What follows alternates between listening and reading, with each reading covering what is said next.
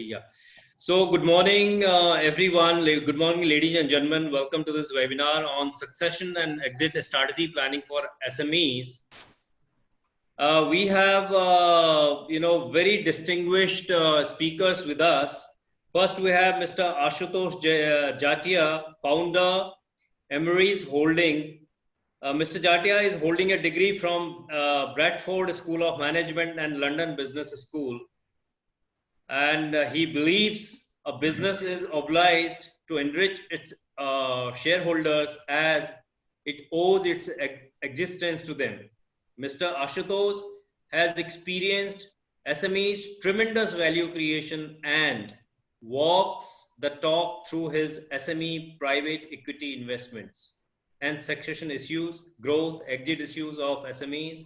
Emery's Holding Group has been successful for 200 years and is owned by the Jatia family. Started in way back 1850 as a trading cum financing entity, Emery's Holding Group developed into a leading aggregation of small, medium enterprises across India. He was also chairman of MSME committee of EMA. Welcome, Mr. Ashutosh Jatia, to this webinar. Thank you very much for making it happen.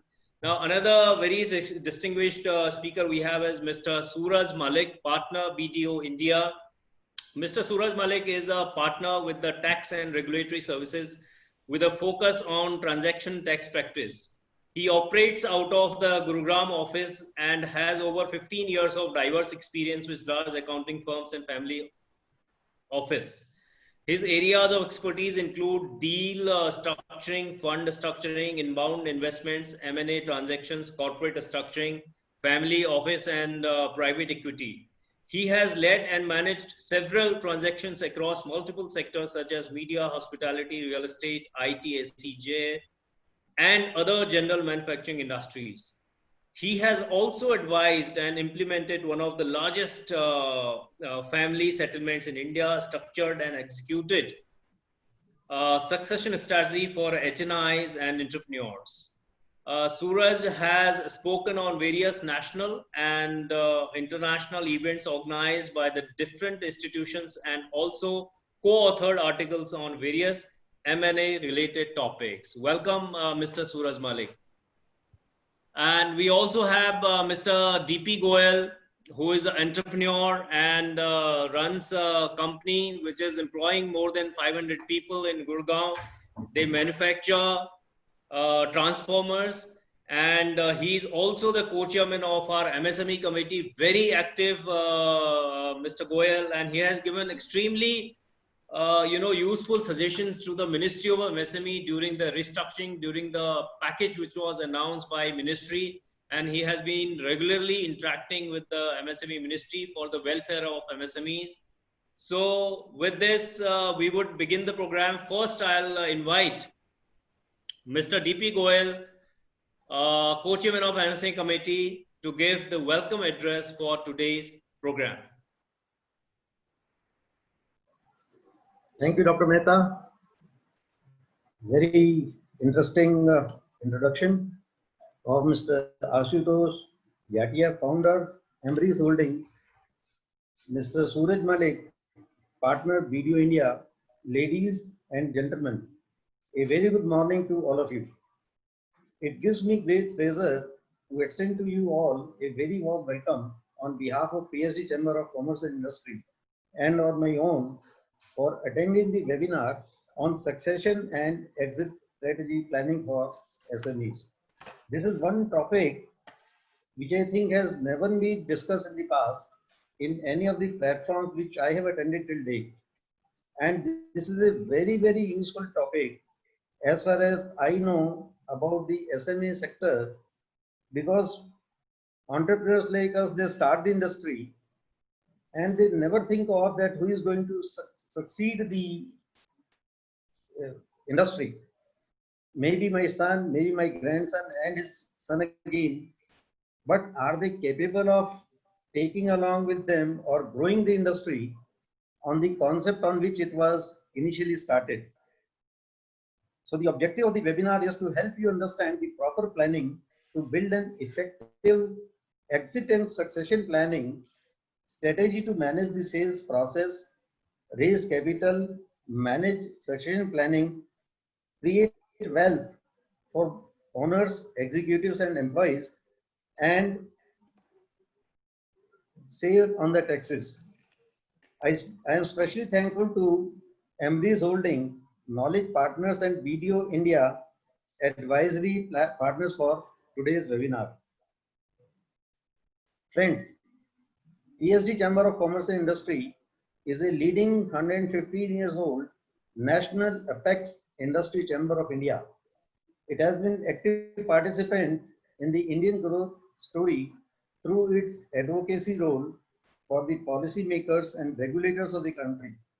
Regular interactions, seminars, conferences, and conclaves allow healthy and constructive discussion between the government, industry, and international agencies, bringing out the vitals for growth and having about 130,000 companies as its members with a total focus on development of small and medium enterprises.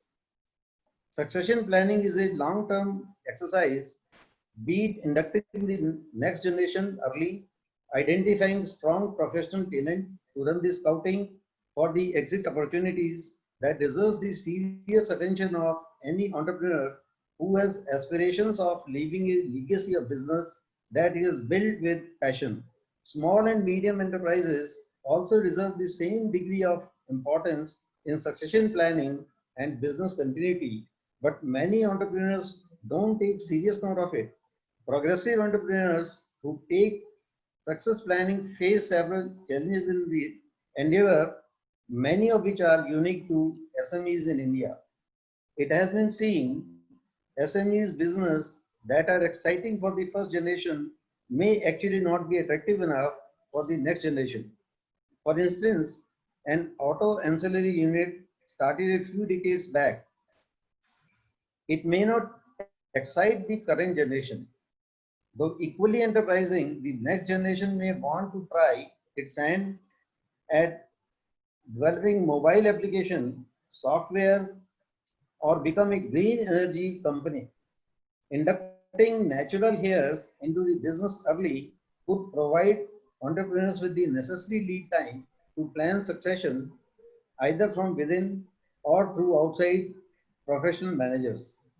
Other issues, SME entrepreneurs are almost always involved hands-on in the day-to-day running of their business, resulting in concentration of decision-making powers. Attracting professional talent at senior management positions becomes a challenge in such a stifling environment, leaving little choice outside the family in the matter of succession planning. Concepts such as clear separation of ownership and management, delegation of decision making are still aligned to many SME entrepreneurs, which are important to attract professional talent, which can be helpful in business continuity in the absence or unwillingness of natural care. Selling the business either as a remunerative exit strategy or in the absence of a clear successor is an acceptable evolution of a business in many developed markets. However, it is not even considered an acceptable solution among several older generation entrepreneurs in India. Social stigma in the business community, fear of getting branded as a failure, emotional attachment to the business, and genuine concern for employees are the most common reasons for SME entrepreneurs not pursuing business exit as an acceptable position. Absence of an active platform or exchange for such transactions and hence long time taken to conclude an exit adds to the reluctance. Succession planning and business exits are two equally important elements of deciding when a business should change hands. Succession planning is an ongoing process to identify and replace the key people, not just ownership managers. Succession planning has been around as long as family business themselves. Historically, the family firm was often passed down to the eldest son, even if they were sometimes reluctant to take on the responsibility. An exit strategy can also be open-ended, but it is more often fixed by a range of factors such as market conditions, and the age and health of those who are exciting. I wish you a very fruitful and productive webinar program. Thank you. Thank you, Mr. To Dr. Goyal. Mehta. Yeah, thank you very much for sharing your experience and your views on the succession planning.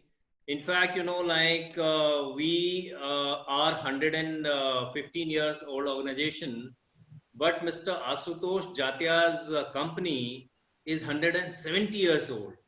So therefore, there cannot be a better, in fact, coordination, better association with two oldest organization.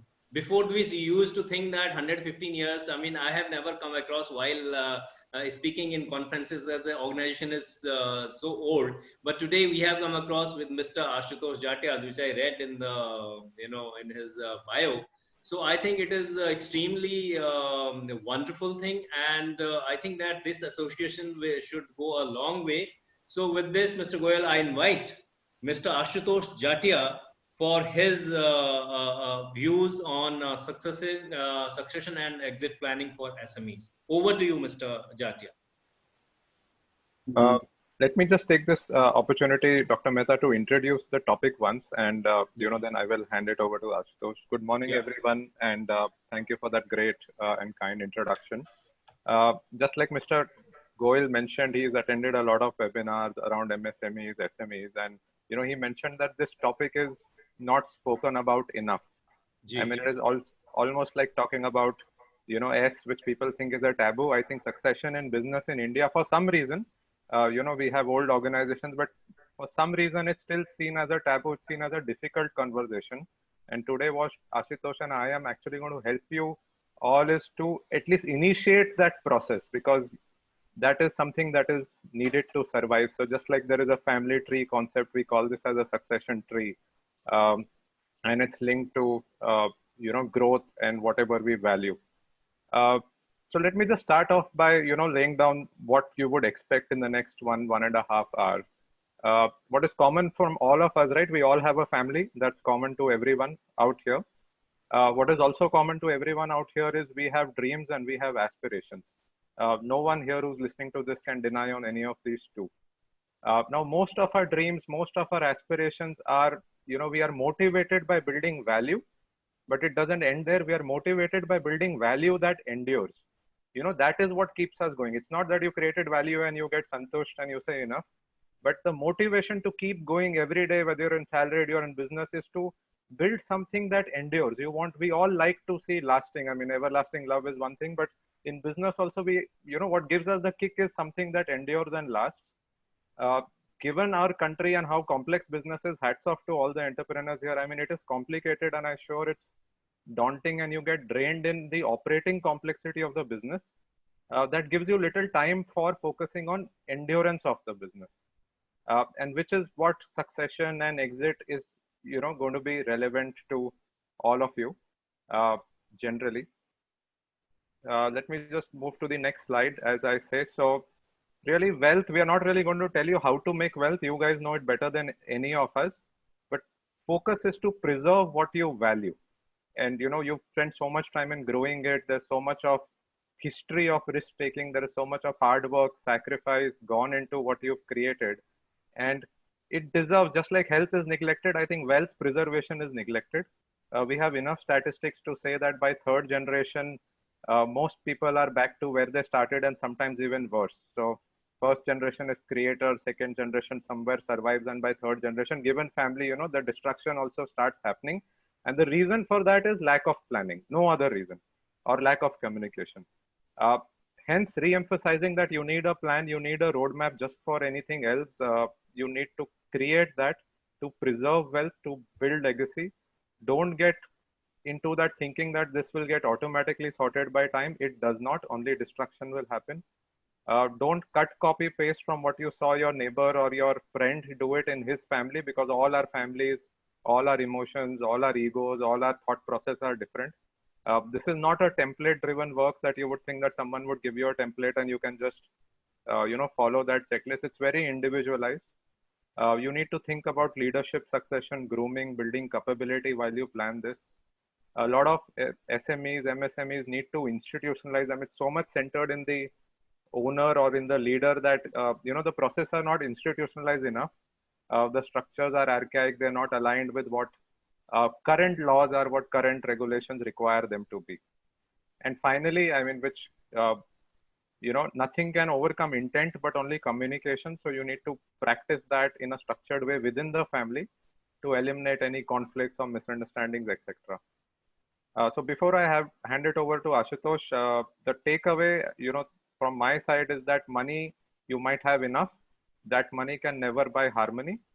So if you are planning to continue the business through generations, I'm going to come back to this conversation in about 30 minutes or so to talk about succession. But I will now hand it over to Ashutosh to talk about exit planning if you are someone who's looking at unlocking value and monetizing value of your hard-earned business and assets. So over to you, Ashutosh. Thank you, Suraj. Good morning to everybody. Thank you for taking time out. I'm sure these topics must be of interest to you. That's why you're here. Dr. Mehta, thank you for the kind introduction. Yes, I come from a family which has been in business for a long time. I'm one of the later generations. Obviously, a business family which has been in business across such a long time has seen its fair share of ups and downs. Some of it I'm aware of, some of it I'm not, but it does teach you a lot. And definitely going to what Suraj said, families don't take a long time to go back to where they started from. As they say, from shirt sleeve to shirt sleeve. It takes no more than 3 generations, statistically speaking, in most cases. Obviously, nobody aspires for that. Nobody wants that, but statistics prove that that's what happens typically in most of the cases. What I'm going to be talking about, and we'll move on to the next slide, will be on exit planning. Now, the question is that I'll start off with a small story here, and I'm sure most of you will be able to resonate with this story. It's about a gentleman, Mr. R.K. Gupta, whose name, by the way, has been changed. And he, as you would be able to see from the slide, started out small after having gained work experience. Somewhere down the line, he became an entrepreneur, did well for himself.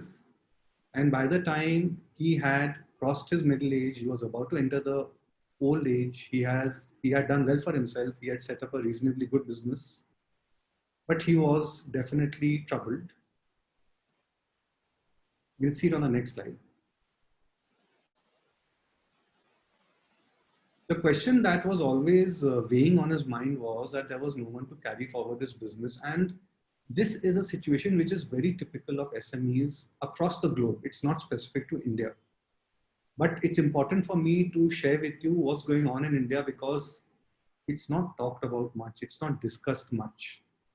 Reasons are obvious. In most cases, kids are not interested. Sometimes kids are not there. The entrepreneur started because he was passionate. All entrepreneurial journeys start with passion. And as Mr. Goyal said, while they start out with passion, what they do not know is how to approach the end game. Who's going to carry forward the business, or if there's no one to carry forward the business, what's going to happen to the business? Will it die a natural death? Will there be value destruction?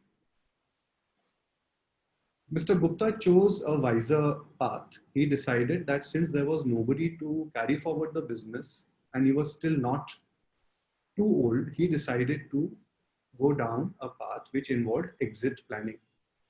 Why do we say exit planning? Why don't we call it exit? Because exit comes difficult to SMEs.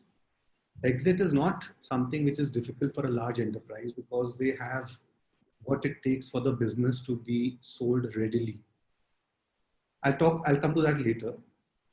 But SMEs have a lot of challenges when it comes to selling their business by virtue of their lack of critical mass or so on and so forth. So it requires planning. It's not an easy sell. So he decided to enter and go down the path of exit planning because he realized that he can't continue forever. He wants to preserve the value of the business he has created by devoting a decent part of his life to that. And that value should ultimately be enjoyed by his wife and his children. So planning is a must. We'll go to the next slide. A lot of people ask me what is exit planning, because in India, nobody has really talked about it. While in the Western world, it is an established process practiced by many. I would simply say, for ease of understanding, and I'll quote, exit planning is the process of preparing your business to convert the equity value, which is basically on paper, into real cash. Real cash is the money that the entrepreneur would like in his hands by exiting the business, which can then be put to use the way he deems fit. So as I said, exit planning is preparing the business for exit, the process of preparing the business for exit. And there is a slide later on which will lay down the steps which are required to do that.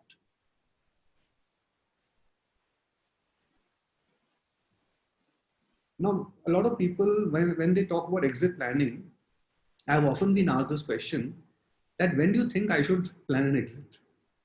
And I find that very odd. Some people who asked me this question were people who had daughters.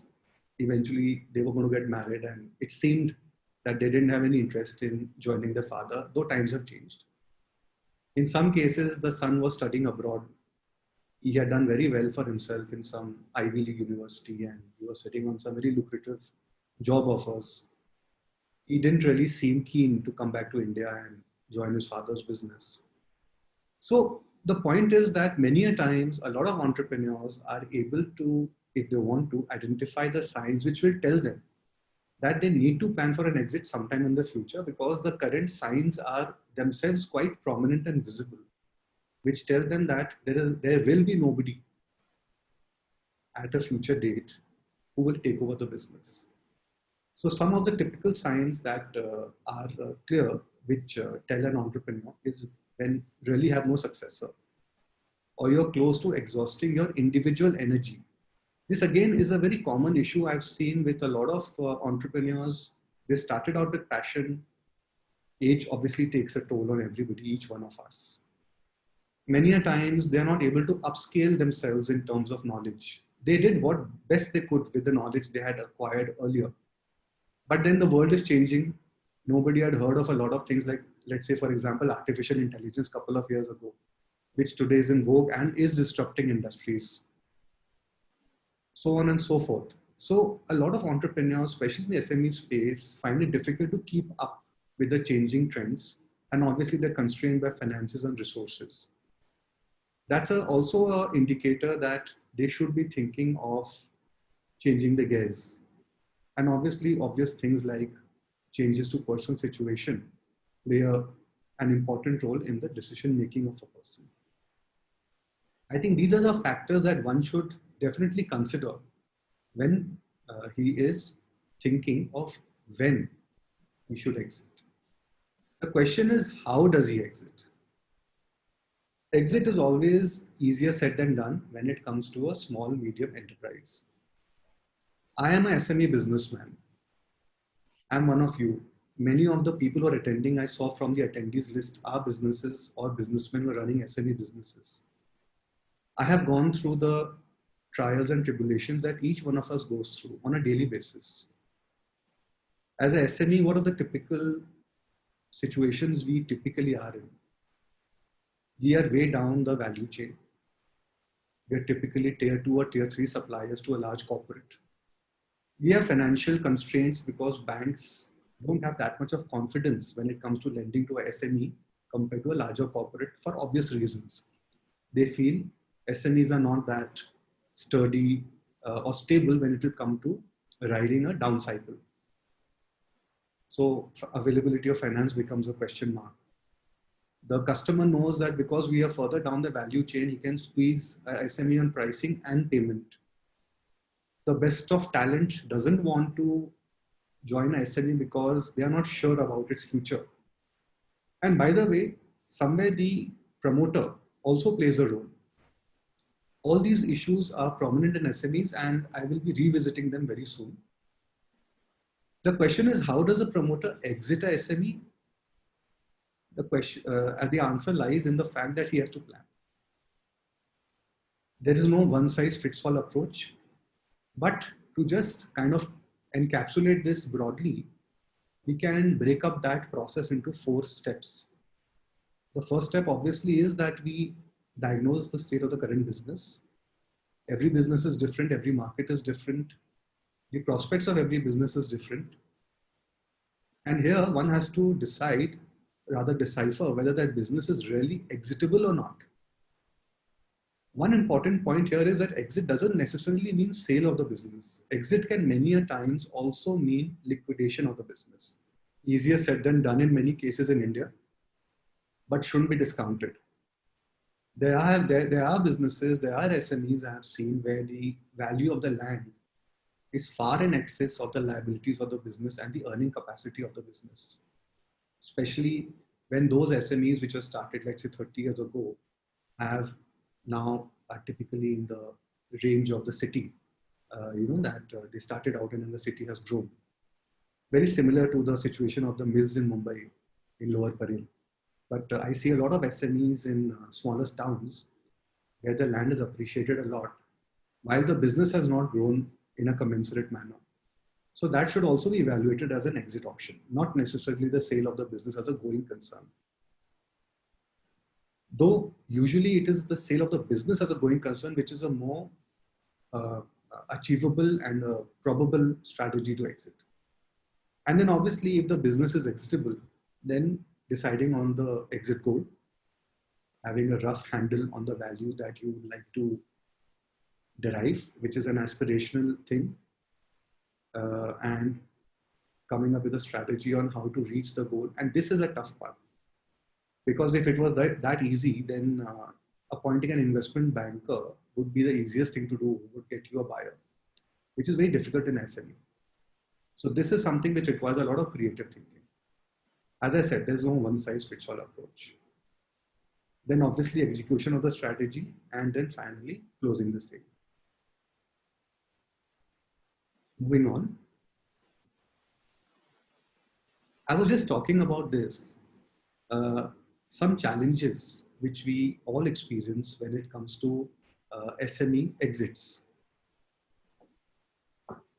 One obviously is the size of operation. SMEs are small in size, so they lack critical mass. The nature of business, strategic differentiators usually are absent in a SME. Now, what do I mean by this? I'll just take a minute to explain this. The SMEs that I have come across are typically businesses which buy commodity, convert it into something else and sell it. The value add they get is not substantial. While it may be enough to maintain the lifestyle of the promoter, it is not enough to kind of take the business to the next level. When we talk about businesses which sell on the back of brands, SMEs have a lot of challenge on their hands again, because brand building is easier said than done. And at best, I have seen SMEs who, if they're able to build brands, get restricted to being regional players. They're not able to go beyond that, obviously, because they lack the financial muscle to go for a pan-India brand building. Technology in businesses where technology is a differentiator is obviously a very big limitation. Like the business that I was in, technology was a very important differentiator, and we had a lot of challenges acquiring it, stabilizing it, migrating it to our setup, because it was not that easily available, and the kind of resources that were required were beyond our capacity. It took us time to get there, and not everybody is able to do that. So strategic differentiators, while they are very important for the growth of a business, are typically absent in SME. Something which SME owners are responsible for, and I never ever shy away from highlighting this to any of my SME friends, is what they do to make life miserable for their own self. Their finances are usually not in order by their own choice. The record keeping is not very systematic. The accounting practices are questionable. I understand there are reasons why these happen, because I come from SME background myself. But what worked till now is not going to work in the future. And if one is able to figure that out, and reform himself, you have to trust me on this. Life changes for the better. The old way of working, which worked when the taxation was very high or when there were other issues which I don't want to get into, those things have changed, and it's high time SMEs change their mindset. And trust me again on this, that if you're able to change your mindset on finances, on how you maintain finances, a lot of other things which are not related to finance will start falling into place. The first thing which will fall into place is the kind of people who are going to be joining you and working for you. If you look further down, governance and management, decision making is usually concentrated around the owner or few of his confidants. Why? Is it because these people are highly professional? Are they highly competent? Or is it because the owner, by virtue of not having a lot of transparency in his operations, needs them? Transparency always leads to good people joining our organization, and that ultimately leads to growth of the organization in some aspect or the other. They're all interrelated. So it is my sincere request to all my SME friends here, based on my own experience, this is not theoretical stuff I'm talking about, that please try to clean your books, keep them clean, and you will see a sea change in the way your business runs. ESG is again something which SME businessmen think is an unnecessary burden on their heads. But when you talk about SME exits, and suppose you get good buyers coming in and looking at your business, whether they are international companies or even large corporates in India, these days they all focus on ESG. And if the SME has a history of not taking care of its ESG commitments, or if there are cases in that area, it's a challenge for them. And lastly, which is true for the SME ecosystem, is that when it comes to establishing a value of a SME at the time of planning an exit, it's very difficult to value the company because there aren't too many comparable benchmarks that one can look at. So it is a bit of a challenge which can be overcome, but I just wanted to highlight and share. Moving on. Sure. So Suraj, I think I'll hand it over to you, because I have by and large covered all the points in exit planning. And if there are any questions, then obviously we will take them up in Q&A. All right, Ashutosh, thank you. And I was so mesmerized by your, hard-hitting and very, very pertinent points, which I'm sure has put every business owner in a lot of thought process now. So let me just try to sort of continue to, and I seek advance forgiveness because we are being very, straight to the point on this, but it will appeal to you, and maybe it is resulting in a lot of unlearning. More than intuitively, what we are speaking is also, fairly easy to understand if you think about it. But just like my friend Ashutosh attempted to define exit planning, I took the liberty of then started to think that because people will ask me, what is succession plan? This is also a process, just like you saw exit planning was a process. Succession planning is also a process. This is a process of protecting your wealth.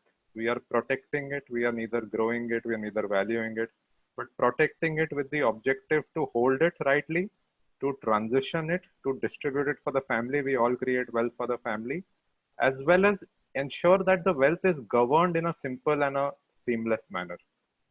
That is important. Today, a lot of people might even end up doing little bit stuff on holding wealth, for tax reasons, etc. But they often neglect the governance part of wealth. And as we see families move into generations, and we have people over here on the panel, etc., who will agree that governance becomes more important. People want to clearly see what their entitlements are, clearly want transparency on how decisions are taken. If someone is choosing to be passive in a family business, it has to be encouraged. Unlike disguised employment in agriculture, everyone will start jumping into a business.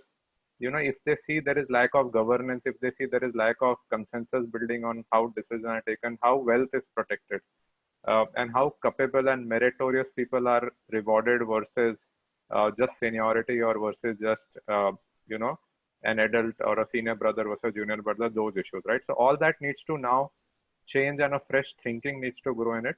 And it is a process. This is not something that will happen in a knee-jerk manner. A lot of people will think of this as tax, but I would say tax is the only small or limited tangible benefit that you will get out of this. There are a whole host of intangible benefits that come through planning for succession and ensuring that you create legacy and you continue to grow. Now, a successful person, not his knowledge, not his strength, not his money is actually also is, defining him. Actually, a successful person is a person who has a lot of willpower. And here I will come to will as a mode of succession, but I'm using will fairly figuratively to say that most people lack a will to find a way. And we all know whether the will, there is a way, but here for succession, there is a clear lack of will. And for strange reasons, most obvious people think that this is only for the large families. And because this is an SME, MSME audience, you might tell yourself incorrectly so that, this is only needed by the Ambanis, Tatas, Birlas. Why do we need it? We are, this is not for us. We will sort it out, or, some invisible hand will come, or some God fairy will come and do it for us. It's not going to happen. Wealth is always relative. It's relative to every person who has, no matter the size or scale of it, it requires planning. It can't be neglected. A lot of times this is also neglected because it's an awkward discussion to have. Of course, you will have to challenge status quo. You will have to go and ask people what they are expecting. You will have to sort of whatever is informal in the family in terms of governance or in terms of old structures, directorships, etc. Someone will initiate this conversation which will change the status quo, or which will change the decision-making process, and that brings with it awkwardness, which resists people from going for it. There are also perception issues on what is fair versus in reality what might be fair from a outsider perspective.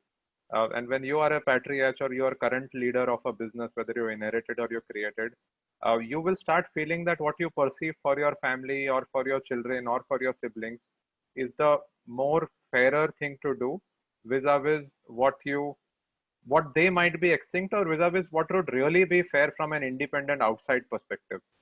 And you have to break those shackles. Just like anything, you need to go to a doctor if there's a health issue. This is a business health issues. You have to share your health issues with your doctor, only then he can cure it. An outsider advisor can bring in that level of independence and objectivity, but you have to open up to them. The family has to open up to them. You can't engage an advisor to create or cause a dispute, but you should ideally engage an advisor, open up to say that this is what we want. We want to survive. We want to succeed through generations, and open up to them on whatever are your challenges, because challenges in your family would be different from whichever advisor, no matter how much experience he would have, would be unique, would be different. And even if it would be same, the solution would be different. So you have to open up to all those things. This will require giving up on control in some cases where it's centralized or where it's de facto with a few people, and the thoughts of giving that up can be daunting again. All that can be achieved, a fine balance can be achieved. I'll come to how, but just don't resist for it.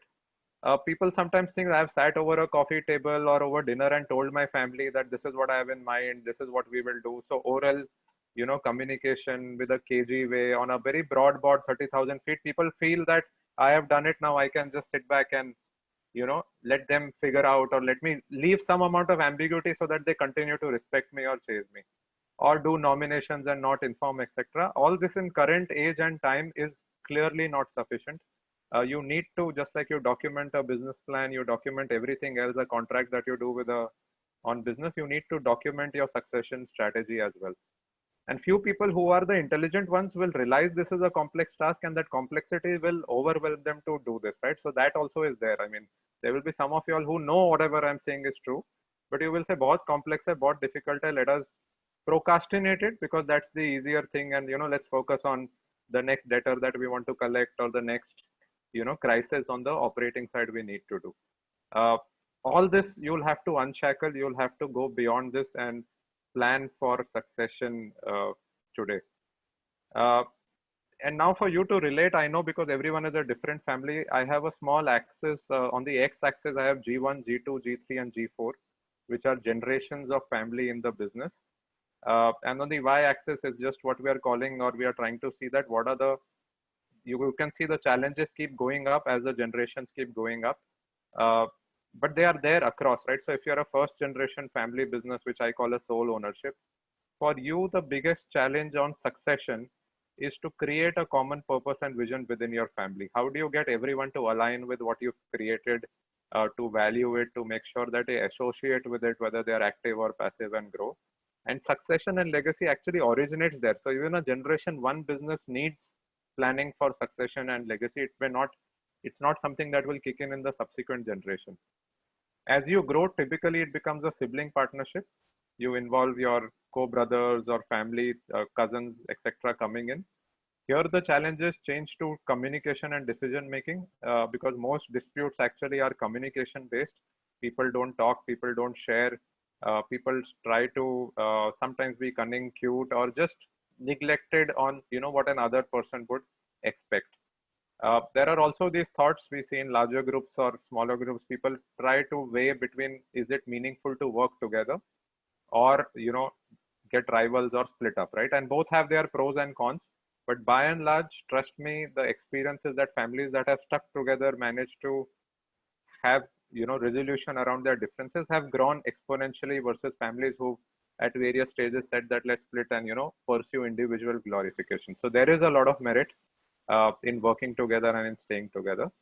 The next challenge at sibling partnership level is, of course, to also maintain entrepreneurial spirit. How do you keep ensuring that what the G1 did on creating it, on building it, how do you maintain that? Mr. Goel, Ashutosh, all of them mentioned that the next generation has very different aspirations, very different needs, very different drivers. And some of them may not just have it, right? Because if you don't create something, it's very hard to relate to it also.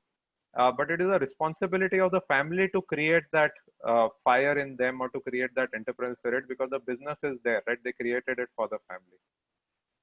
As the family grows, and if the business still survives, still it is a cousin consortium at generation 3, clearly power circles will start emerging. Some families will take pole positions on the operating side, on directorships, on controlling key functions. And that's where the other families will start feeling uneasy on lack of information coming to them or transparency coming to them. There is also a lot of disputes that creep in because there is no rule on who can get involved in a business, who should stay out, what qualifications will be there, what would be the path where a person will migrate from a trainee to a director. And in absence of those rules, everyone wants to put their son or daughter right up there, and you feel that if you put them first, you will have a larger share. By this, the business also, if you're saying if the business survived 3 generations, it's reasonable to assume that it would have attained some degree of scale. So professionals start coming in. And now you have to deal with that professional animal also in the boardroom, because management will be them. And how do you align them? How do you marry their interest with what the family wants? And with G1 or G2, life expectancy in India is also going up. Overseas is there. Those senior people will be there, but now you need to redefine their role. If there's a decision on a marriage or buying a house is a different decision which they need to start and have a say in family. But the role in business, as the generation changes, as the time changes, defining what a senior person's role in business is going to be becomes critical. Without taking away their respect or without taking away their position in the family, yes, they are important, but they need to start withdrawing to allow the next generation to have the learnings that it would take to take the business to the next generation. And finally, G4, I'm for want of space, I had to limit the challenges, but the challenges are maybe more than this. Very few businesses survive. So you need to look at how do you maintain bonding with family, because it's so dispersed now, it's a dynasty. You need to build capability within the family on how people will come in. You also need to plan exit from a family, or forced exit, right? It's just unmanageable if there are 50 people now in the family by generation 4. You need to start planning, and this is not exit planning what Ashutosh discussed, but just exit for some factions of the family where others may buy them out to keep the business growing from a legacy point of view. At the same time, how commit to the vision, commit to what the G1 or the G2 set base, and keep growing. So these challenges are there. They will only keep growing. And if at G1 or G2 level, if they are left unaddressed, I mean, your business will never see the G3 and G4. That's the unfortunate part of how family businesses operate. So moving ahead, why we've spoken enough of this, but I will now quickly on this slide cover why succession or legacy. And I say this is like protecting your assets from yourself. Because you are taking risk, because you are indulging in operating business, because business itself has risk, you need to protect the assets that you create from the business risk. Ring fence them, ensure that whatever happens on the business side in an unfortunate event or a crisis like we are today, your family assets are preserved, and you've created that border between what is personal and what is business to protect it. This will help preserve legacy and ensure business continuity. A lot of developed countries have estate taxes, inheritance taxes. India will soon, at some stage, if we are saying we are aspiring to be the next superpower, we also have to start calling us as a developed country at some stage. It's been too long that we've been liking to be calling ourselves developing, emerging economy. From developing, we've got to emerging. But one of the things that this emerging or developing economy has done is income inequality.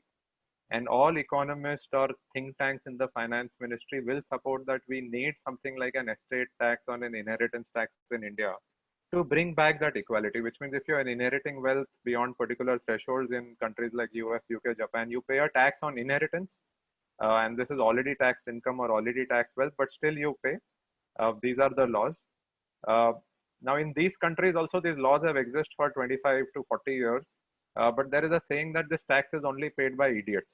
What does that mean? That, you knew there is a tax, you know that you're creating wealth, you know that inheritance will be a trigger to it, and you need to plan for it. It would also, intuitively, you would feel that India still doesn't have, but because we are getting in that direction, the sooner you plan for it, your structure will be far more agile, far more adaptable to whenever the law comes. And most cases when the laws have come in some of these developing countries today have come with a look back or grandfathering provisions that they've sort of let go of trusts or structures that were created sometime before the law was introduced. So the sooner you do it, it will not only give you time to plan for your family issues to be, very, very dealt with in a customized way, but also plan for tax in a more agile manner. Transitioning to next generation has issues today. If there's an unfortunate incident in any family, people have to, in that moment of grief, they have to run around to get the wealth transitioned, because people are casual about even simple things like nominations or joint ownerships or just organizing wealth. When you do succession planning, you will by default end up organizing a lot of your wealth. You will inventorize it. You will clearly specify what is meant for whom and in what manner will that go to that individual or person, or even if you want to protect for someone's interest while they are alive, all that will become seamless. And in the moment of grief, people will not be running pillar to post or in government offices just to protect their wealth or prevent anyone starting and disputing titles, etc. Succession planning at the same time will help you to an extent to plan for contingencies, including such events which no one, currently what's happening in the world, no one could have planned for this. But by you will keep up with contingencies and you will plan for those situations. The next one, as I said, there is no solution. If someone has bad intent in a family, that intent, I don't have a solution, no one will have that solution. And simply that intent, my experience is, how does it brood? Because there is no rule in a family, right? There is no rule which tells a person that you can't conduct this way, you can't do this, you can't charge for expenses, you can't start taking advantages.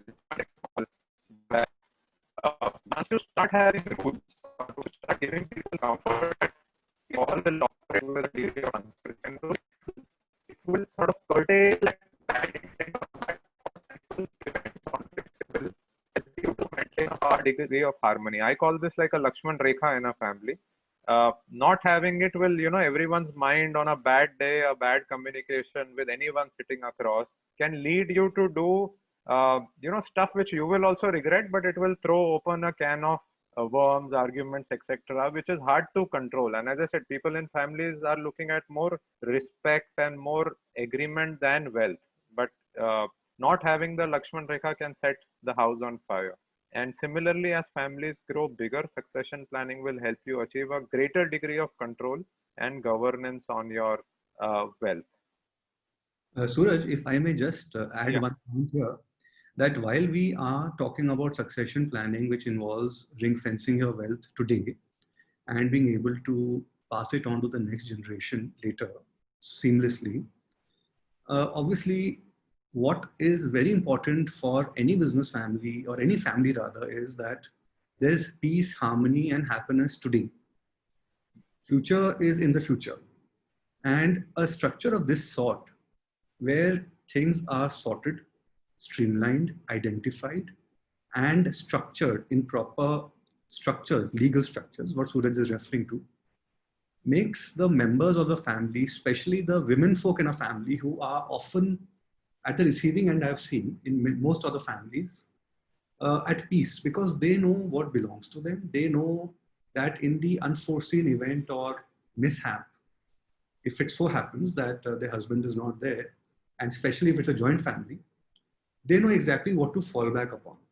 They know what their kids are going to get. So it removes a lot of the ambiguity today, therefore improving the fabric of the family today. The future is definitely secured, but today becomes a happier today. Yes.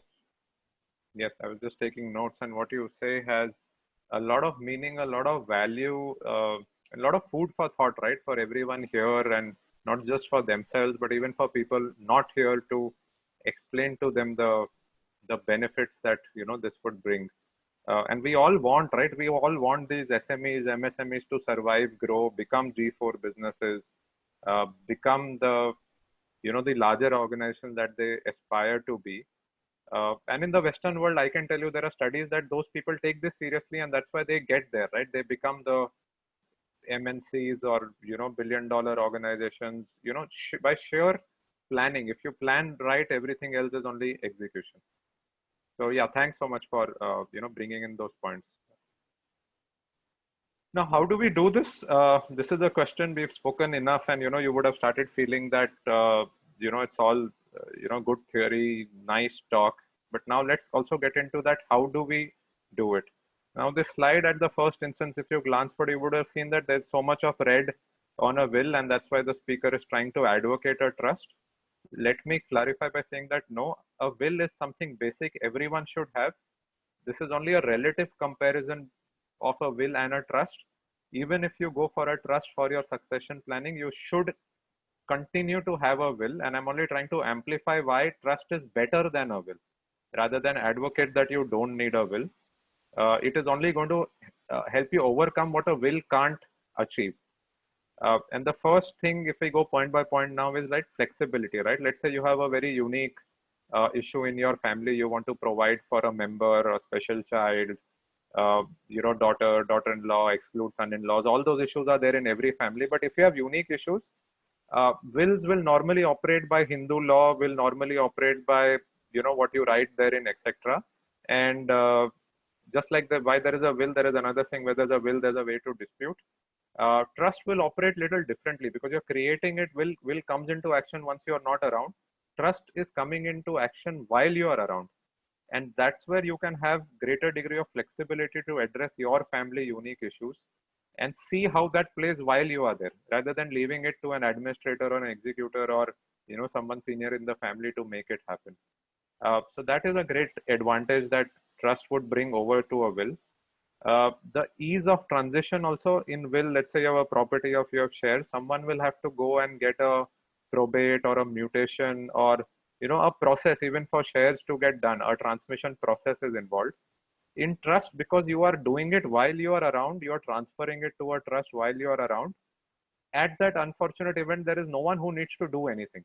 The assets continue in the trust because you have done it in a way and you've defined, after I'm not there, who will be the beneficiaries, what will be the interest, how it will operate, who will take decisions, etc. The third point, which is a clear green, and in an Indian context, a lot of people take or seek a lot of comfort that, if shares or if assets are in my name, I will be seen and is controlled. My family will respect me. Outsiders will respect me. I feel nice. I feel nice with a heavier balance sheet and with more assets, you know, under my say or my control. And in will, of course, you will enjoy that warmth of your wealth because it continues to be in your name. In trust, it moves from your file to a vacuum, which is a trust. It's not gone to the beneficiaries yet. I still don't put it as a red because you can achieve the same degree of control by being a trustee or a protector or an observer in a trust. And you can continue to enjoy or that warmth that you get by directly owning the assets even in a trust. So there is a degree of inferiority as far as that control via ownership versus control through a, you know, a deed or a document in a trust. And this is something that you would need to overcome if you choose to do succession by a trust over and above a will. The last three make it very, very important for all business families, right? Now, you all take loans, you all sign business contracts day in and day out. A lot of that can bring in liability. Banks take personal guarantee. A lot of contracts in the fine print might expose you to something. You know, even in SMEs, things we've seen that things like a POS or other things have started to create individual liabilities on directors. Now, you can't protect assets through a will because if they're in your name, if there is a claim against you, anyone, your creditor or a suit can go after it. But if they are in a trust, it becomes, and again, not in a trust where there is already a claim, but if you start parking and creating assets in a trust, you will be able to protect them better from such third-party claims. And this will ensure that the family legacy or the wealth is preserved. Estate tax I discussed on the previous slide, because in will, the transfer will happen at the stage of death, which means the tax will get triggered. And we don't want to be in the feeling that, you know, in spite of knowing that this is there, not planned for it. In trust, because on that unfortunate event, nothing happens, the asset continues where it was. You will by and large, and again, we don't have a law, so I can't say this with conviction, but you will by and large plan better for this tax, just like it's done in the Western world. And finally, for immovable properties, etc., you will not need to go through a probate process. More than costs, I would say it's the sheer difficulty running pillar to post, especially if you have children who are not in India or not in the same city. You know, to go to courts, to get things done, to deal with all the way things happen in India is not a very happy situation, and people end up getting more frustrated and in fact at times even cursing their predecessors to say that why did you leave us with this complexity? We don't want this wealth. If your son is in New York who works in a high profile job, will beyond the point lose interest for a South Delhi apartment. I can tell you with experience. He will say it's not my cup of tea. I can't come to India 15 times and every time, you know, not get the thing closed or done.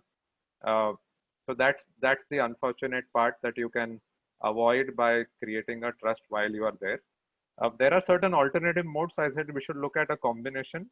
Some part of your wealth you are sort of passing on the succession problem to your next generation by you can simply gift them out, and then your sort of next generation needs to plan for succession. You've eliminated it from you. And people miss this, that you know, for shares in companies, etc., there is a concept of joint ownership. Very few people practice it, which again makes the process easier, that once one joint owner is not there, automatically it goes to the other joint owner.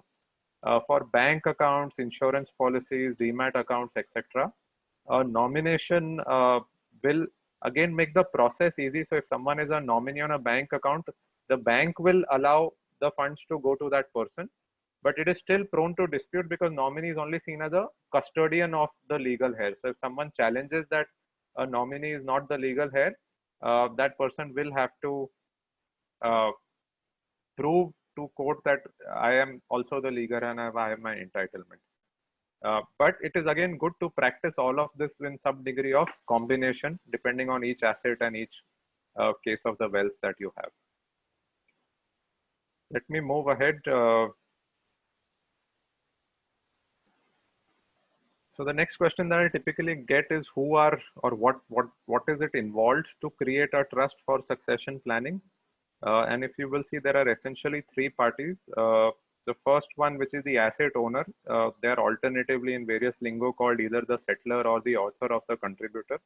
The second one is, you know, the control, what I talk about, or the decision maker. This is like a board of directors on a company. They don't own the assets, but they control essentially all operating matters. Those are the trustees, and the beneficiaries are really the people for whose benefit the trust is created. all three, I mean, it's a contract between the settlor and the trustee. The beneficiaries are not party to this contract. They're only named beneficiaries. Today, another reason to think about doing this is for the last 3 years now, the government has tax laws which allow us as individuals to put assets into a trust where our relatives are beneficiaries, and there is no tax, either capital gains tax or tax under section 56 on the receipt of income. Specific provisions are there in the act to allow this. And an intelligent person might just take a cue that government has given a little bit of a breather and time, especially for the HNIs and business owners, to plan for doing this in a without paying any income tax. There are leakages sometimes involved in case of stamp duty for immovable properties, and you need to take a commercial call on whether that is like an insurance you are paying upfront to avoid any of the future cost on probate or on other things that will take to get it mutated, etc. So settlor will really decide who will be the beneficiary. The settlor can define at what stages or instances can the beneficiary be removed as well, and who will be added. And you can be as creative and as modular as you like in relation to daughters and son-in-laws and daughter-in-laws and extended families, cousins. So we have various relations in the Indian context, and you can specify all of that. Even if, let's say, a typical son-in-law or daughter-in-law, you can specify things like if the marriage sustains for a particular period, or if XYZ milestones are achieved, only then now interest is created, and that all is in your control as the settlor. Trustee is like a board of directors, so he's only doing in fiduciary position. We still have a more than 100-year-old trust law, but the principle globally is that trustee will act for the benefit of beneficiaries, and he has to, all his actions will be done in a manner where he can't enrich himself. He has to act in the benefit of beneficiaries. So anyone, even if you appoint outside trustees or professional trustees, you should be assured that there cannot be done, an action can't be taken which will impact your beneficiaries, and they can easily go and get an injunction, etc. Beneficiaries are the people who will get the benefit of the trust. People, just like you've thought of beneficiaries today, you also need to start thinking about and planning about who would be the next trustee, or how would beneficiaries get added. There is also important to sometimes unwind trust for some reason, so giving them powers on changing some clauses or bringing in some other things. All that can be in a very customized way per family, per situation, be dealt with and defined in the trust deed. And it's a fairly modular thing. You can achieve what you want through this.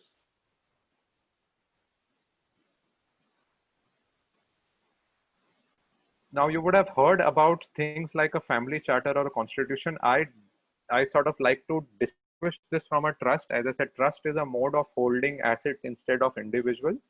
Family charter or constitution is like a bylaw for the family, just like you have an articles for a company or a partnership deed or an LLP deed. This is the bylaw of the family. This you could, some people like to combine all these bylaws in the trust itself, because trust deeds will get filed with your tax returns, with, go to a lot of places where you open bank accounts, etc. That document will, quote unquote, in some way become available in the public domain. Bylaws, I always recommend that keep it private, keep it within the family. So have a document which binds the family like a shareholders agreement, but plan for holding wealth through trust, and plan for defining your governance and operating protocol through a family charter or constitution or whatever name that you would like. You can call it articles of the family or bylaws of the family as well. This will capture things, and this is just indicative. This will capture things like what is your long-term vision, what are the goals. You could also capture exit as a goal here if you think that your business at a particular stage is meaningful to exit. You will capture that who owns what, how will decisions get taken, what are the rights of passive members, what do active members owe to them, things like reward, things like incentivization for active members, right? Everyone who's active feels that they should get some delta by being active, and everyone passive should be accommodative for it. Again, the Lakshman Rekha, that if there is a conflict, how it will be dealt with. You don't want family members to start going to NCLT or courts or police or whatever, right? So if you have a document, people will necessarily go to that trusted person or authority or elder or a co-family member to first resolve that conflict. And you You bring in outsiders only fairly late in the day. Provision for philanthropy also is important. People like to provide for it, and you can define and make it binding on your successor generations that if you started a particular initiative, that will have to do it. So all this really successful families have it, and there is merit in having it. Again, it's a document that will keep evolving, that will keep building at every significant milestone in life. When there's an addition of family, someone passes away, or something different happens, you create new assets. But having it will prevent conflicts. It will provide this roadmap for continuity and legacy. And to an extent, creating a document but putting it in your tijori will not solve anything. Practicing it is important, and we've seen in experience that you need an independent outsider to bring in an objectivity and oversight to practice. Because theory feels very nice. We know so many families who got to a stage of having this, but never signed it, never actioned it. Just feel nice. You start feeling nice ki mere paas hai. I have a charter, and you think I've sorted. No, you have to start practicing it, just like how you treat your parents. You believe people say that your children will treat you. In the same way, how you treat business, and you have to practice it while you're around, your children will practice it only if you see you practice it. If it is that document which has gone into a cold storage in your locker, it will stay there and it will die its natural death there. People will not follow it or not really execute it. And as an outsider or an independent, I'm not saying bring a boardroom in your bedroom, but just have independent people who don't have any interest or bias to ensure that the value that this can create is actually realized, and is not lost in individual personality or ego trait. So how do we get going there? Step one is have a vision for succession planning. Identify what your assets are, just inventorize them, properties, assets, business assets, personal assets, and then start communicating with family. Ask your generation, what is their expectation? What do they feel? What do they want to play a role? Do they don't want to play a role? Do you have any special needs for family? Start agreeing and talking to them at this stage, right? Even if you, before starting to draft a document, have a broad consensus that this is the end goal that we want to achieve, and only then start building structures around it. Structures will be built, you have to align. The laws are changing every day. Tax, people are mobile, so look at FEMA. If your children are mobile, or you yourself want to relocate, etc. For listed companies or companies on SME stock exchange, you have to look at SEBI. Stamp duty often is a transaction cost. You have to build structures because, while planning for this, we want to do it in the least cost way. And again, those structures can be tailor-made to meet your objectives. I keep saying this, don't think that once you did it, it will only be taken up by the next generation. You need to keep going back and at annual intervals or any special events, visiting it periodically. And just like Ashutosh mentioned, that strategy for exit is there. Implementing the structure is very important. Now for larger families, this will involve creation of a family office, which means your CFO or finance head shouldn't double up to say, I will also take care of family thing. Or if you have a wealth manager, wealth managers are great people. They understand all of this, but their focus is on growing wealth or telling you where to invest. Running a family or preservation really requires someone to tell you that, don't do this, or if this is what you agreed in the family trust or the constitution, comply with it. Don't try to be creative or opportunistic to earn that nominal return extra than what you would have. So larger families will expect a family office, your family charter. Smaller families should have a charter or an agreement. A lot of skill development will have to be done for the new generation to make them relate to the family business, understand the complexities. People are well educated, but I see a lot of, financial knowledge gap there. So that will have to be built. How do you incentivize people who are devoting time to grow the business? So reward, salaries. Abhi tak in SMEs, typically all families who are involved take mota moti a similar salary. That's no longer the healthy way of doing it, right? You need to now differentiate and maybe incentivize active members and start having dividend policies, etc. for passive members. Because the moment you have professionals, with ESOPs or a private equity or anyone coming in, he will not like an equalized thing. Every family will, take this much out of the business directly or indirectly. And implementation will bring with it this whole requirement of conflict resolution and governance protocol. So plan for this, build a solution which will address your unique needs is the key takeaway from this slide. And perhaps this is our last slide. We'll very soon. I know we've spoken at length, and Ashutosh, you can jump in on this as well. But my key takeaways, and we both discussed and put this together, that this perhaps is the start of the journey for you. And there are three intertwined circles between family. There is business assets or your business, and there is personal assets. You will have to use your imagination to solve your family needs. Don't think logically, or don't just copy paste. Don't neglect or procrastinate planning for a succession or an exit. It needs action, and it needs the call to action for that is today. The fear of losing control, as I said, is illusionary. Whatever you fear that you might let go, or the fear or a thought process that selling my business is almost like family crown, all that is illusionary. What really matters is preserving your wealth and being fair to your family with you've done sacrifices in creating it. So these all things are illusions. You need to overcome it. Communicate, participate, bring everyone on board. Don't create a charter or a trust or a document or exit plan and then tell people that this is what I've done and you all need to do it. That's not how it will work. You need to make it participative. If there are employee, external ownership, private equity, etc., you need to plan how your family planning impacts them. A lot of family businesses, for example, today during COVID, etc., I know are saying that we are generally sorted. We will finish whatever projects we have on end and not grow the business. Is the liquidation call, let's say some families are taken. Now, imagine if you have an investor sitting on your company, he wouldn't want that, right? Because he's invested in your family and your abilities to grow it. So you need to plan for that. Business assets and personal assets, people intermingle from, because money is created in business, you start buying property, cars, jewelry, art, and all that is mixed in the business. You should start segregating it because no investor will value it on an exit. You will never get a valuation for it. So it's always best to create that, in a separate system than in the business system. Gone are the times where you need complex holding company structures, multiple NBFCs, etc.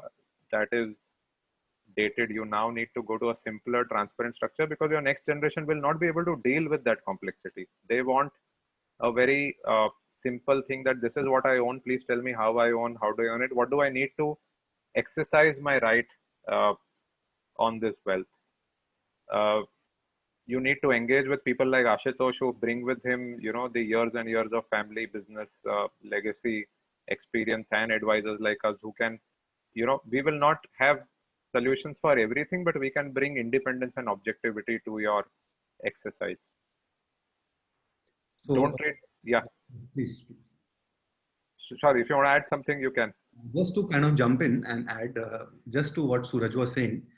Me and Suraj, we came into this as a, to kind of talk on this topic for the simple reason that while there are enough and more people out there who advise SME families or so on and so forth on how to grow their money, as a SME family business owner, I have not come across anyone as such who has ever come and told me how to preserve what you have. So if I don't preserve what I have, how will I even grow it? Because tomorrow some unforeseen event may come and even take away the capital I have, the principal. So forget about the appreciation on the principal. And again, I can only talk from my experience of coming from an SME business family. The cleaner, the better. The more unclean, the more complicated and the possibility of more problems in the future. And thankfully, with increasing education of the new generation, they don't want all this unclean stuff either to deal with, and they don't even understand. And I'm very happy that they don't understand, because the only way forward is, if I can put it very saaf, suthra, calm, which can happen if you plan properly and you have a good intent. Gone are the days when we had to do what we had to do because of external reasons or internal thinking. It's high time we change, and there are people who are changing. That's it. No, thanks so much. And your business experience really helps. I come from more of a professional background, and my experience is more on dealing with other families. But yeah, your relation to all these issues is at a very different level altogether. So just last three things before we open this up to Q&A. Please don't ever look at starting this only for tax benefits. That is just one benefit. Look at all the intangible things that are there, and tax is just the icing on the cake when you plan for this. Talk to people, talk to your next generation, especially if we say that whatever we do for our family. So communicating with them, talking about this S, which is a taboo, has to be more structured now. And you have to keep revisiting this at periodical intervals. So I hope today's discussion, what Ashutosh had with you earlier on exit and succession, is really an opening milestone for you to start this journey on succession. And there is a little bit on both of us on what we bring and how we can help you to through this. I will maybe now take this back to Dr. Mehta, and we can then open this for Q&A.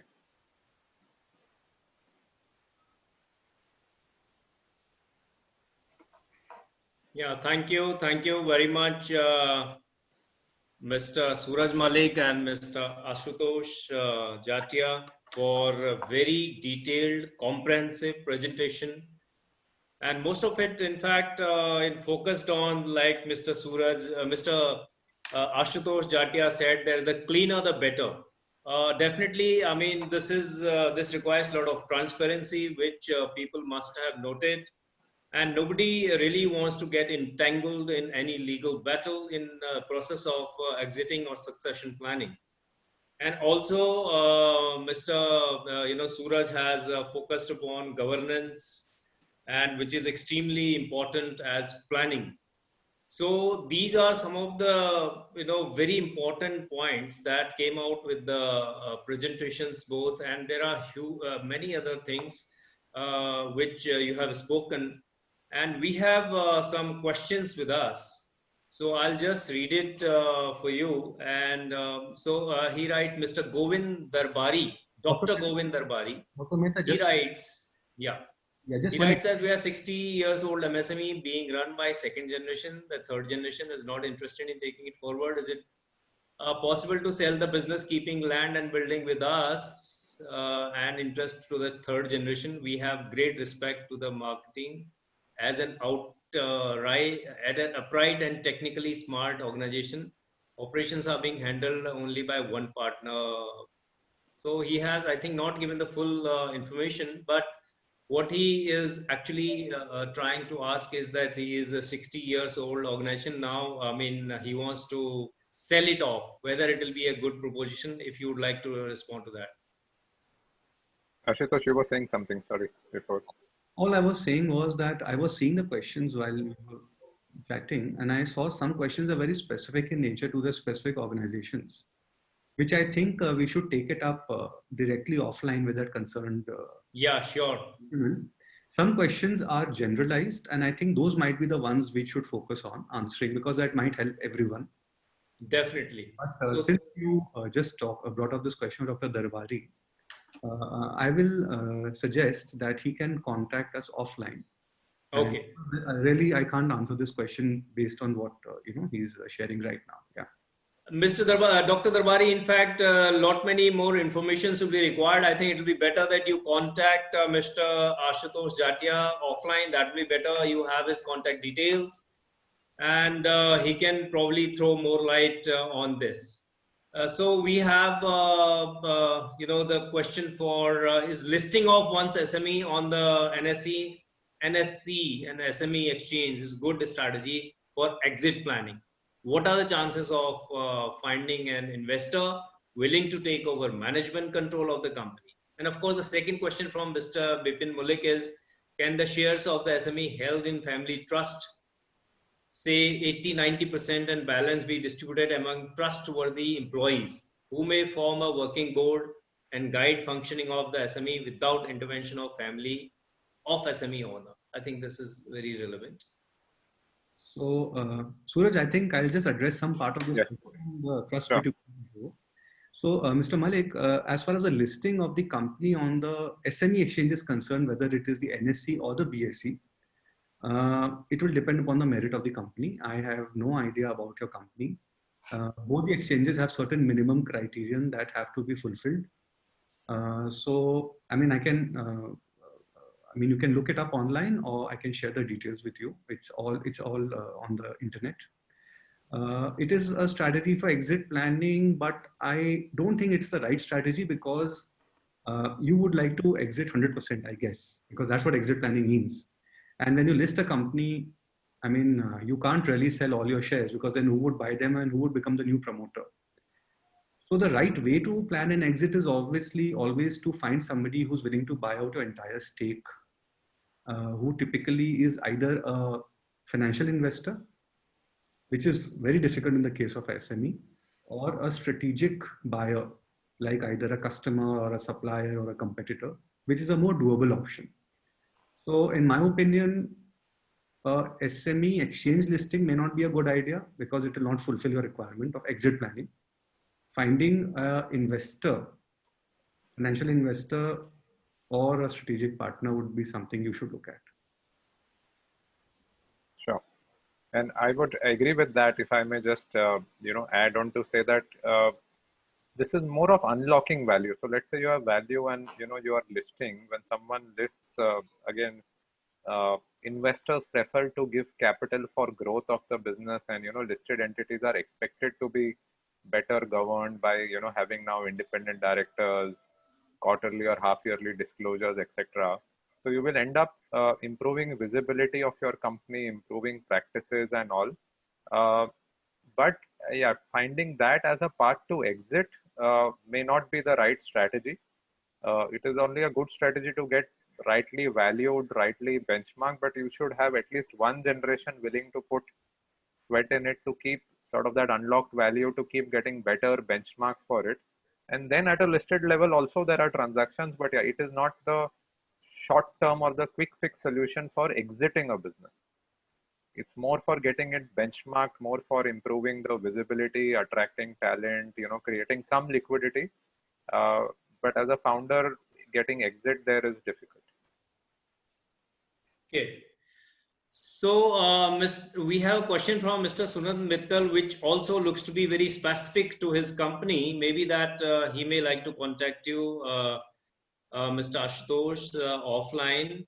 Yeah, I'll just take one point. He's asked, what is the ESG? So ESG actually is environment, governance. Governance. Yeah. And it also means, social. So every company is expected to fulfill these three criteria through certain actions that they need to take. They should not be polluting the environment.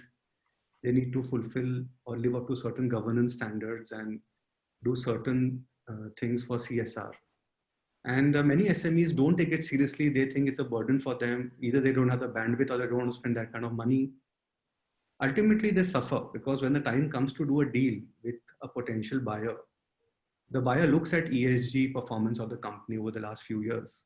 And if it finds that the company has violated any of these, which it gets to know through an audit, then even if everything else is ticking the box, that deal usually typically doesn't happen. So I would strongly recommend SMEs to look into the ESG aspects of their respective businesses. But the other question that is raised is very specific, and I would suggest that we can have a chat offline. I had also seen one hand raise while the chats were going on by Ms. Smriti Kanoi. So if she unmuted and she can ask a question. Yeah, okay. Preeti, okay. Smriti Saluja or Preeti? Okay. Smriti Kanoi. Kanoi, okay. So I'll, Paramjit, can you unmute her?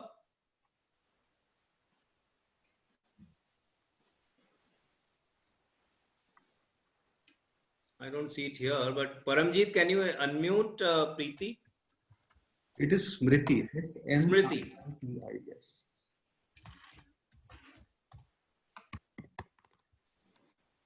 Paramjit? No problem. If you can ask her to type the question, maybe that might. Yeah, okay. Then we have one more question from Mr. Narayanan. He has written, where to start to create a trust? How much will it cost us? can you please provide some inputs? How to contact you, he has written that also. Maybe you can also send your contact details on this. Sure. Sorry, should we just type in the email IDs on the chat? Yes, that'll be better. Yeah, sure.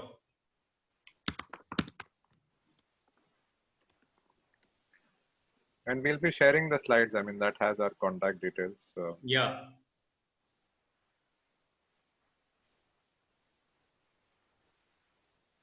Okay. Yes. So right now, we have no more questions from anyone. If anyone would like to ask any question, please raise your hand, or you can type the question.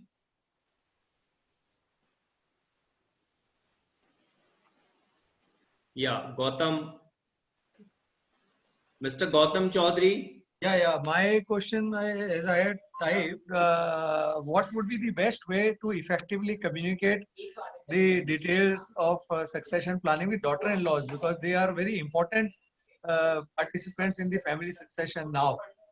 All educated daughter-in-laws have a lot of influence on the sons who do the business. The answer will again be very different for each family, you know, and again depends on the circumstances on how new that relationship is for the family and how settled and how engrossed or how relevant it is, you know, at what stage. But assuming that, you know, she's as much a daughter of the family, we've reached that stage in terms of acceptability, and you're saying there is influence. An influencer is as important a stakeholder as a, you know, beneficiary. And you need to onboard that person, because if you leave any misunderstanding at that end, it can throw all your plans that you've done so much hard work with, you know, for the sheer inability to understand or incorrectly understand, if I may put it that way. You know, the influencing power might just take away all the benefit that you would have thought through creating a succession plan. So you need to onboard it. You can't shy away from it if you believe that, you know, this individual has a great deal of influence on your successor. Okay. So AM, please ask your question.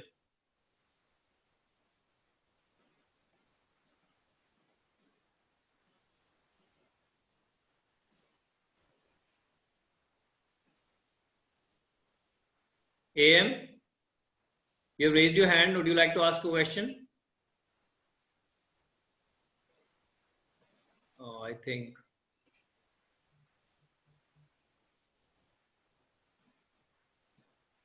No, he's saying no. There's on the chat box. Okay, fine. So, and we don't have any more question. And with this, I think let us see here in question answer. Thanks and all that. Then, yeah.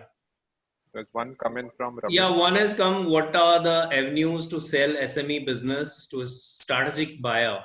Both searching and typical steps to buyer is found. So there are two questions. I think, Suraj, why don't you take Mr. Ramit Chitkara's question first? Sure. And the question is to throw some more light on the different modes of succession, such as gift, trust, or other modes, and the scenarios where it is apt. I had a slide on this, but let me sort of quickly just summarize that. Gift is actually you are pushing the succession problem to your successor. So while you're alive, you've just given away the assets. And the other modes will involve, at the minimum, a will. Good too in business families, complemented by a trust, and further elaborated by a charter. Now this will be apt, as I said, will everyone needs. There is no one who will not need a will, irrespective of wealth. Trust, depending on the generation that you are in the family. G2 onwards, I would say it is more or less apt or required. Maybe G1, you can still work with a will if it's a small nuclear family and there are not too many confusions and disputes or stakeholders there. But G2 onwards are trust, and if supported by a family charter, that will ensure or increase the probability of the survival and success of the business. Even at exit, I can just and I have recent experience now where, buyers, and today there is that ultimately strategic buyers want 100%, but they go through a staggered way. They will buy a majority and then they will take call options on future things. And I have seen deal documents or diligence people already asking a question that, do you have a succession planning in place? Because even the process where your buyer is first, let's say, buying 51 and gradually going to 100, he wants to know that in that 1 or 2 year journey when he's going to go to 100, if something in the family happens, that a big destruction in value. So they would expect to see documents and conduct and structured family operation even in an exit situation. Okay. Good to have.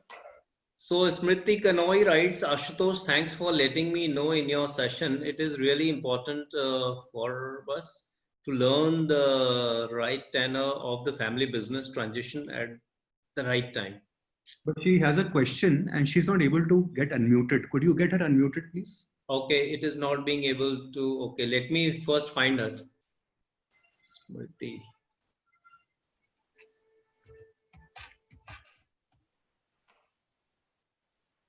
Kanoi.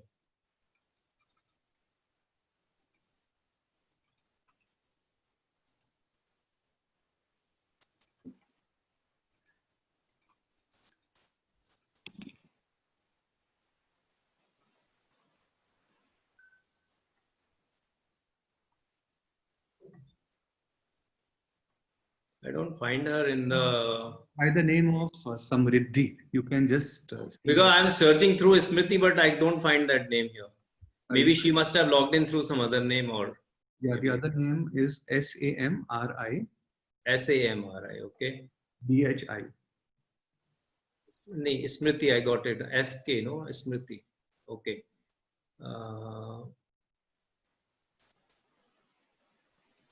Yeah, she can talk now. Smriti, you can ask. Hi, Ashutosh. Yeah, hi. So thank you first for letting me in, and it's really nice and important to understand how we can transmit our business to the next succession without disputes and with organizing yourself in a practical manner, which we ladies really don't understand, and it is most important in our joint families to have this done with pre-knowledge rather than getting into a debate later. So I think it's extremely important to learn and understand from you all what you all are trying to get across to us. And even few businesses which are not doing well to exit at the right time with proper knowledge, which we really don't have. So how could we get going in this, which is extremely important for us? So are you saying that, yeah, I would agree that it is very important for every business family to be very aware of how to manage their wealth, preserve their wealth. So is your question when to identify when to do it? I didn't follow. No, my question is that what is the right process now further to take it up so that we can educate ourselves through y'all and go ahead in this? So as far as, so there are two things that we are talking about here. One is if preservation of family wealth, which Suraj was talking about. And the second is that if at all the family wants to exit a business, which I talked about, which again is linked to preservation of wealth that the business has created. I mean, you can always contact me offline. My email ID is there in the last slide of the presentation, even Suraj's. And we can then maybe take this topic offline of how to take it forward. And I really feel that every lady of the house also should learn this, because it really gets into a problem if you're not educated about these matters. Absolutely, and you're right now taking away my closing comments. So I will anyways be using these are for my closing comments. And really nice to see you in this platform, Ashutosh. Thank you. Thank you. So there's another question from Mr. Sunand Mittal. Okay. Avenues to sell SME business to strategic buyer. Both searching or typical steps if buyer is found. So Mr. Mittal, again, this would be a function of the kind of company you have, the size of the company you have. If the companies are reasonably large in size, investment bankers do a good job finding you a good buyer, strategic buyer. If the company is relatively small in size, it's a challenge. And that's where I think the exit planning process really adds value. So I think we should have a conversation again offline on this for me to better understand exactly where you are placed. Okay. So I think there are no more questions, and it has been a very, very interesting and very knowledgeable deliberation, Mr. Ashutosh and Mr. Suraj Malik. And I'm sure that all the participants, they were highly benefited by your deliberations today, the kind of inputs and the kind of information that you have shared with them. And they will be anyone who's has a very specific question regarding their specific business, and they will definitely contact you.